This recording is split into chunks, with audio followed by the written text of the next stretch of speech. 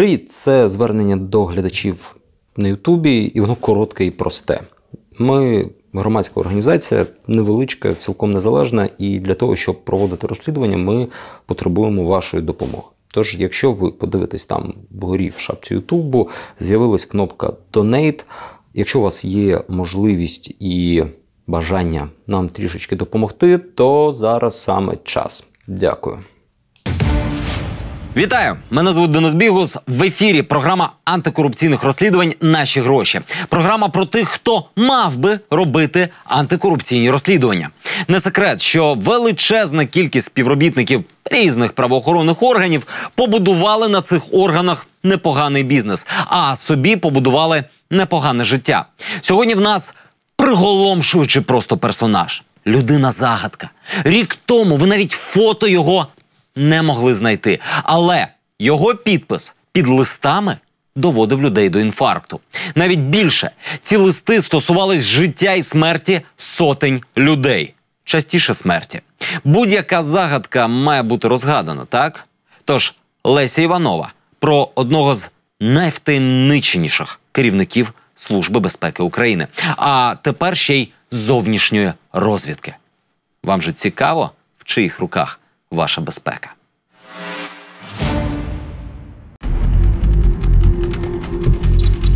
25 червня, по обіді, Аскольдів провулок, головне управління СБУ у місті Києві.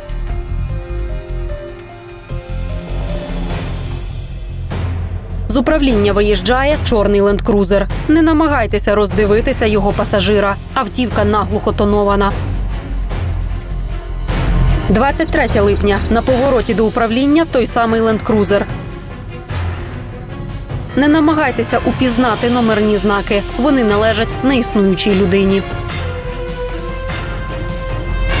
9 липня. Не намагайтеся вирахувати цю машину за деклараціями. Вона возить особливого посадовця, чиї фінанси і майно ховають від вас за 7 замками. Але якщо раптом випадково побачите цю автівку посеред міста... Это джип какой, Toyota или тот? От тот, который світить фарами. Ну. Ну, це ж ГБшники. Не пожалкувати часу. І прослідкувати за чорним кроликом. В Главк, что ли, едет на Владимирскую. Поїздити за цим ленд-крузером. Ты его вообще видишь? Да. В каком он ряду? Ну, по встречной поехал.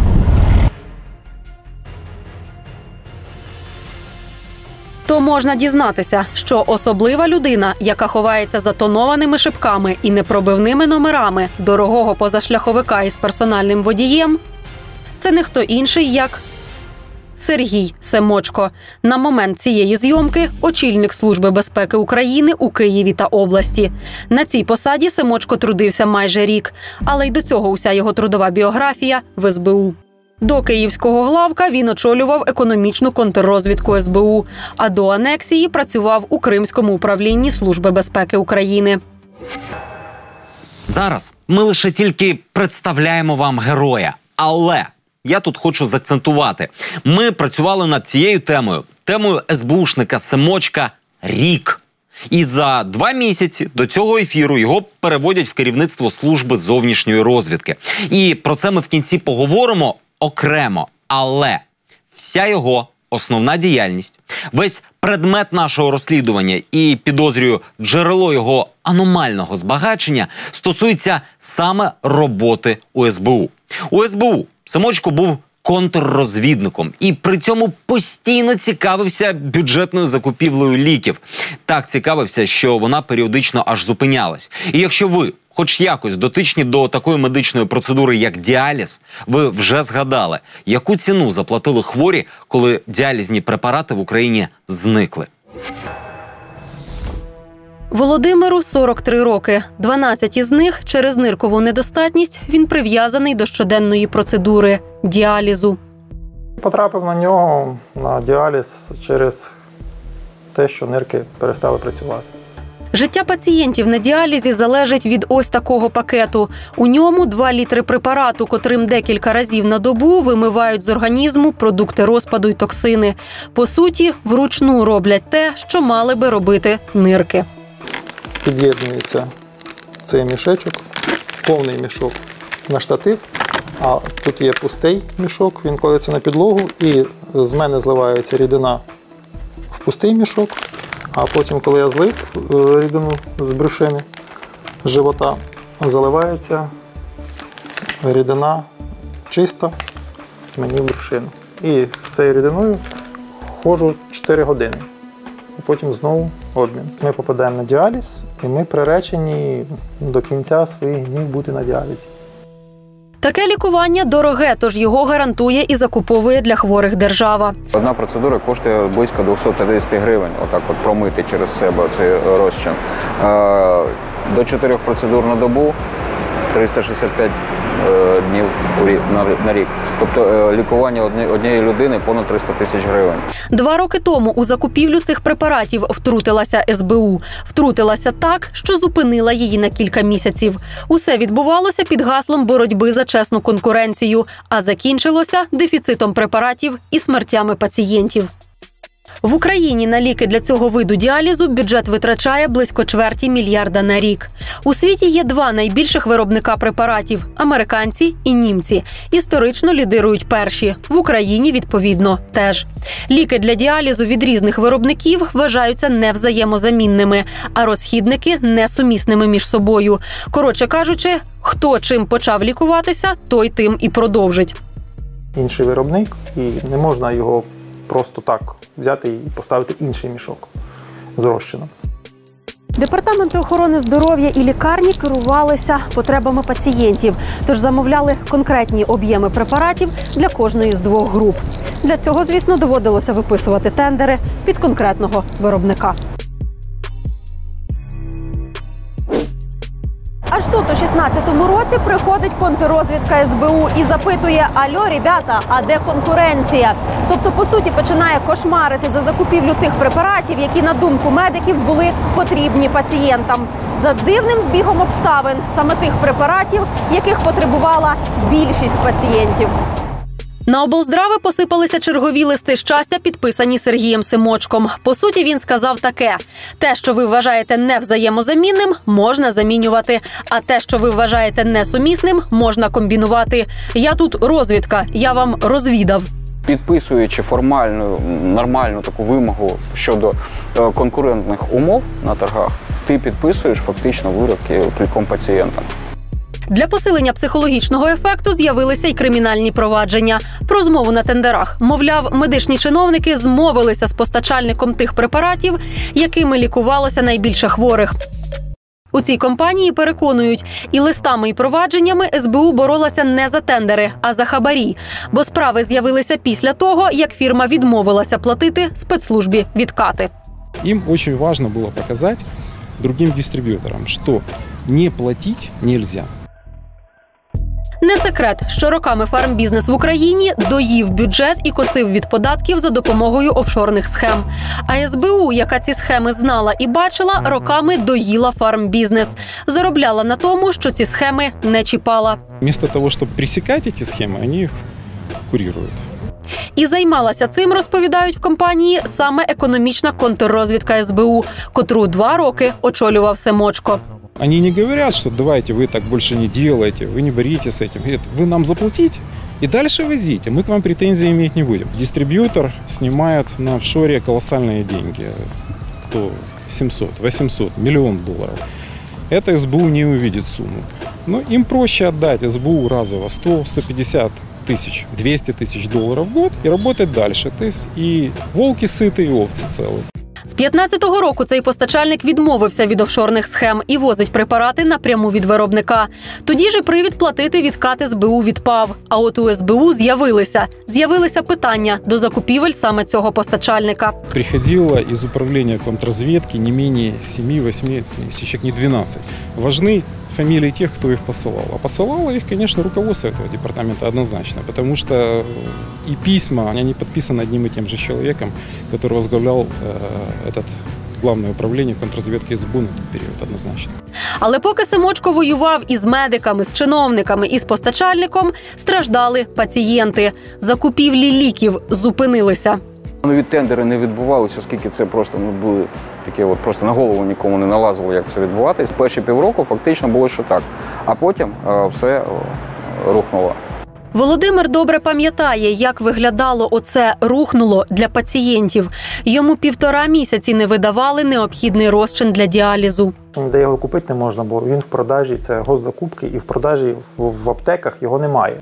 Якщо це буде продовжуватись 3-4 дні таким темпом, то я буду як колобок, і в кінці кінців отечуть мої легені чи інші органи, і летальний ісход. Чоловік пережив цю кризу лише тому, що навчений попередніми перебоями з постачанням мав запас.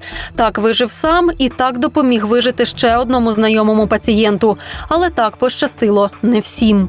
Із інших міст передавали розчини в ті міста, де у людей не було розчинів. Тобто вони вже кричали «рятуйте, бо немає, ми помремо». І просроченими мішками користувалися.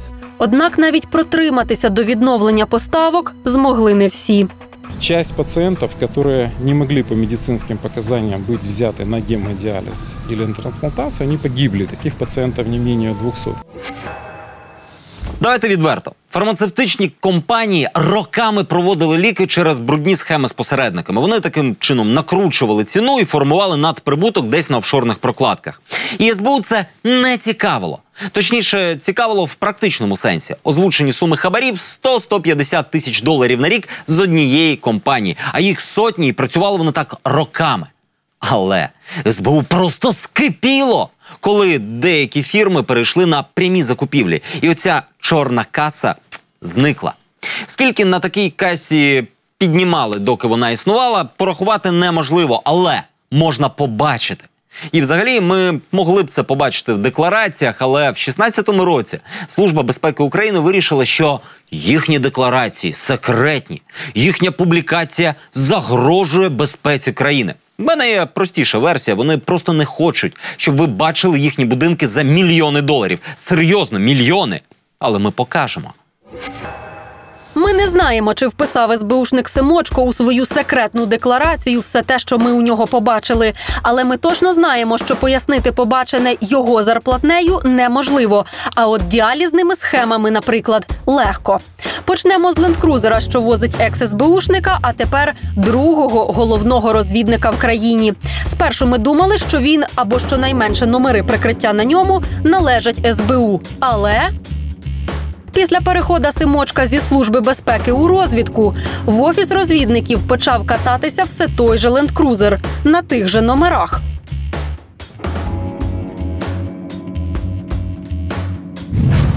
Ми б, звісно, могли припустити, що СБУшники подарували розвідникам Семочка з приданим. Ну ніби як нате вам, хлопці, нового начальника, і ленд-крузер йому до пари, і бляхи вже тоді теж з ним заберіть.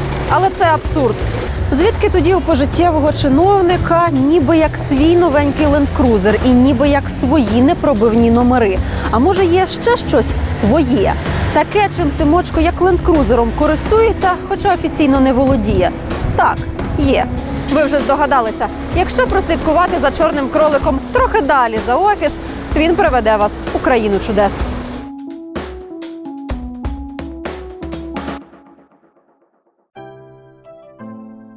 Рано вранці на сході сонця вирушаємо за місто. В 20 хвилинах їзди від Києва розташований Козин. Елітне село, яке здавна облюбували офіційно успішні бізнесмени і не менш успішні, хоч і неофіційно, чиновники. День тут починається рано. На роботу в столицю виїжджають не пізніше 8-ї. Ще раніше приїжджають за авторитетним начальством персональні водії. Серед них і знайомий нам ленд-крузер, яким користується Семочко. Уже за 20 хвилин, вочевидь забравши пасажира, він залишає містечко. Спостерігаємо автівку тут не раз і не два, за нею хоч годинник звіряй. Але з якого саме будинку в закритому містечку цей ленд-крузер забирає пасажира? Здається, є лише один спосіб це дізнатися.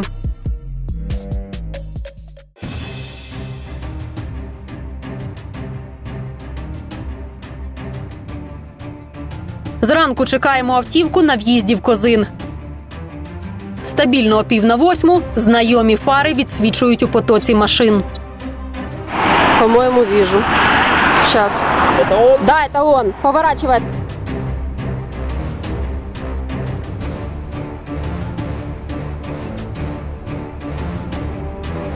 Ленд-крузер летить до шлагбауму. За ним різко збавляє швидкість і вже повільно докочується до вулиці Абрикосової.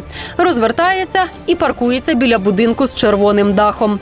Аби точно бути впевненими, що це не випадковість, ми повторили цей фокус декілька разів. Ленд-крузер паркувався саме під цим будинком. Добротний будинок на 333 квадрати. Він придбаний буквально 2,5 роки тому. Офіційно придбаний жінкою на ім'я Тетяна Лисенко. Тут же в Козині, неподалік, є ще 2 величезні будинки, нещодавно оформлені на її дочку. Але про них пізніше. Для початку з'ясуємо, ким Сергієві Семочку доводиться Тетяна Лисенко. Декларації чиновника закриті, тож офіційний склад його родини невідомий. Але є підстави вважати, що Лисенко і є його родина.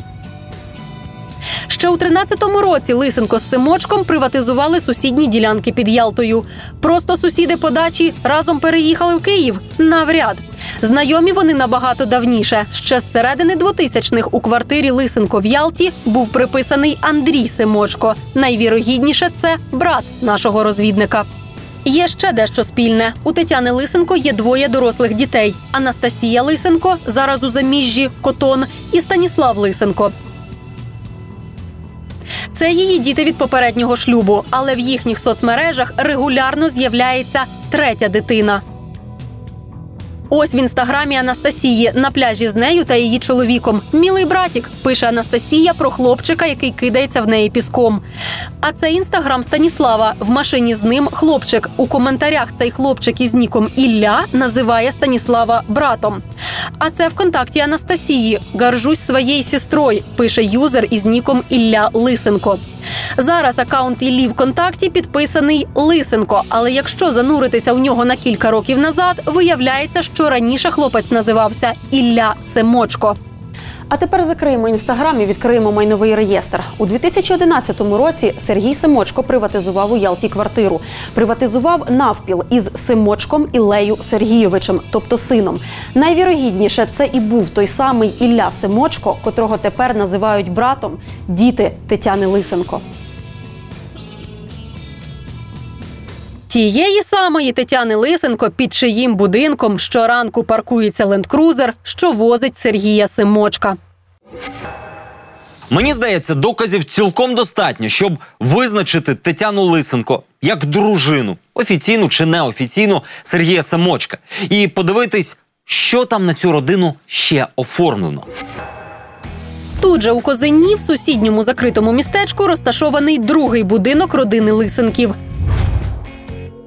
Минулої зими його викупила дочка Тетяни Лисенко, за сумісництвом падчерка Семочка Анастасія Котон. І ми навіть знаємо, скільки він міг їй коштувати. Його продавали за $2 мільйони. Нам говорили, що це не максимальна ціна, що він коштує набагато дорожче. Восени 16-го року наша програма розповідала про непосильно нажиту нерухомість іншого відомого СБУшника Юрія Артюхова. Він був заступником голови СБУ і очільником управління К. Управління К – це управління по боротьбі з корупцією.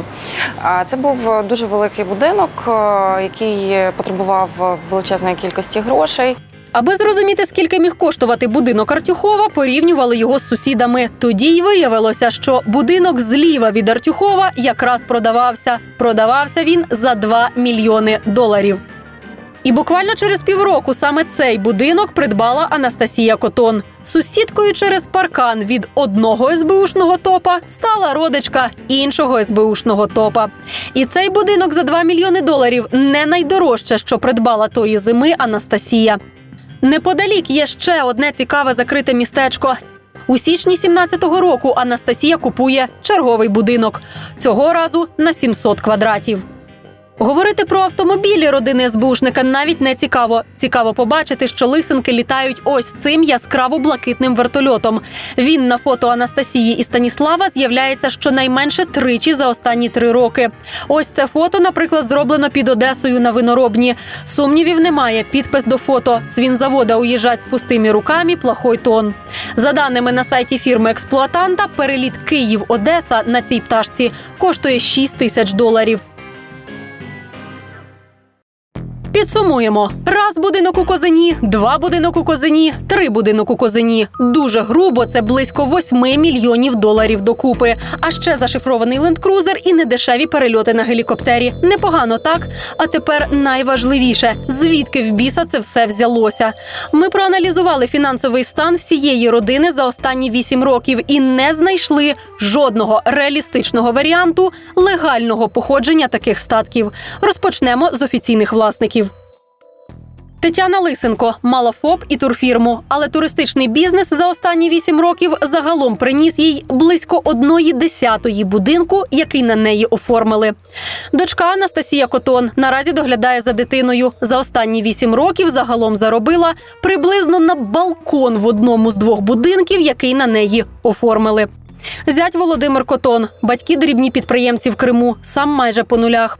Старший син Станіслав в районі того ж нуля. Молодший син, нагадаємо, неповнолітній. А як щодо самого Сергія Семочка? Бізнесу він ніколи не мав. У Ялті, як ми вже розповідали, приватизував 1 земельну ділянку і отримав від СБУ 1 квартиру. Його доходи, як і його родина, засекречені разом із декларацією. Однак у нас є старі декларації його керівництва і колег. А отже, приблизний порядок цифр зрозумілий. Очільник СБУ Василь Грицак. У 2015 році його зарплатня складала близько $1500 на місяць. Тобто Грицаку, на будинок, в якому найвірогідніше живе Семочко, знадобилося б 120 років. На 1 будинок. Тож є цілком обґрунтовані сумніви, що офіційної зарплатні Семочка вистачило б на 3.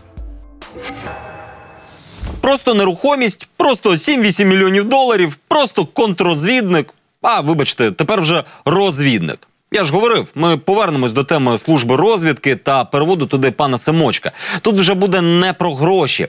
Просто за соцмережами його родини в нас склалось враження, що для родичів одного з головних розвідників країни вони якось занадто часто тусять у Криму. Власне, ми знайшли обґрунтовані докази того, що родичі новоспеченого розвідника мають громадянство Росії. Київ, Крим. Крим, Київ. Де наразі частіше мешкає родина Лисенків-Котонів, сказати важко. Судячи з їхніх соцмереж, вони постійно курсують між столицею України та анексованим півостровом. Але поки ми досліджували їхні маршрути, на кількох сайтах у мережі оприлюднювали не менш цікаву інформацію. Копії російських паспортів, що нібито належать членам родини новоспеченого розвідника. Копії виглядали цілком реалістично. Формат бланку відповідає формату паспорта РФ.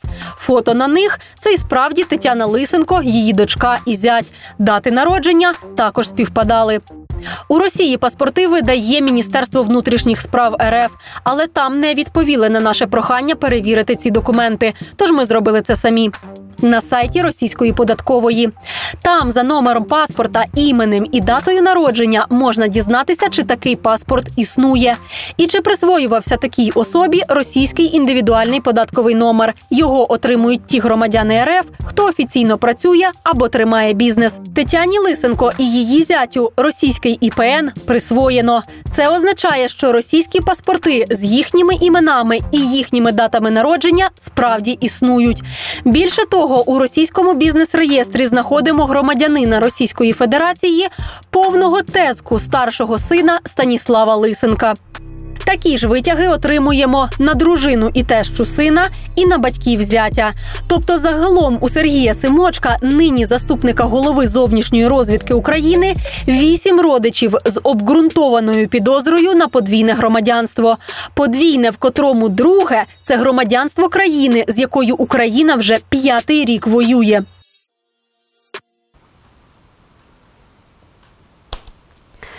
А зрештою, погодьтеся, дивний видався персонаж. Ми просили Семочка пояснити, звідки нерухомість, яка не налазить на калькулятор, чий був чорний кролик. І зрештою, скільки громадянств і паспортів має його родина. І якщо не один, то навіщо? Однак Семочко, як справжній розвідник, таємниць не видає. Хоча нічого і не заперечує.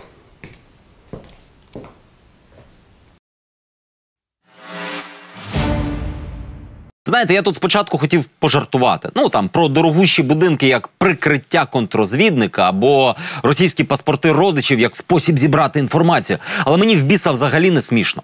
Ми зараз забудемо про мораль і етику, забудемо про патріотизм, згадаємо про безпеку працівників спецслужб і їхніх родин. Саме на безпеку нам кивало СБУ, закриваючи свої декларації. «У нас війна!» – казали вони. «В нас тут ФСБ за кожним поворотом!» Але родина першого замголови розвідки вільно катається тусити. Саме тусити в анексований Крим. Отримує російські паспорти. Бізнес там реєструє. І не переживає за те, що їх можуть звідти не випустити. Або випустити з умовами. Умовами, ну, не для них, а заступника голови зовнішньої розвідки країни. І я навіть не знаю, що більша проблема. СБУшник, родичі якого обвішані будинками по 2 мільйони доларів, після того, як він імпорт ліків покурував. Чи розвідник, в родині якого паспортів з куркою більше, ніж паспортів з тризубом.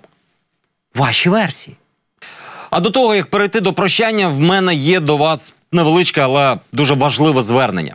Цю програму, ці розслідування робить колектив невеличкої незалежної громадської організації, і нині нам потрібна ваша допомога. Тож, якщо ви поділяєте наші цінності, якщо ви підтримуєте те, що ми робимо, то, будь ласка, перейдіть за ось цим посиланням і оформіть підписку на нашу роботу. Навіть якщо ви зробите це за ціною чашки кави, це вже дуже і дуже нам допоможе.